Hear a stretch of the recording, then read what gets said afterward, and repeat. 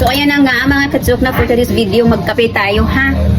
Black coffee para sakto yung tapang. Sakto yung tapang para ipaglaban mo si Byuda.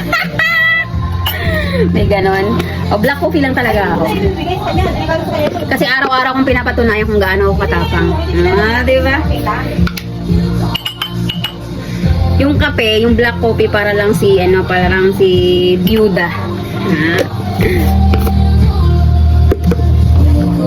Sakto sa lasa, sakto sa tapang, sobrang malinamnam pagdating sa lalamunan. Tapos kapag naubos mo na, very satisfying.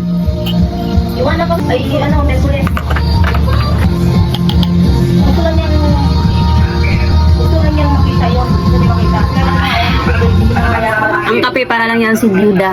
Bitter man ang pinagdaanan pero very satisfying sa lalamunan. Ano daw? Cheers! Let's have coffee mga katukma.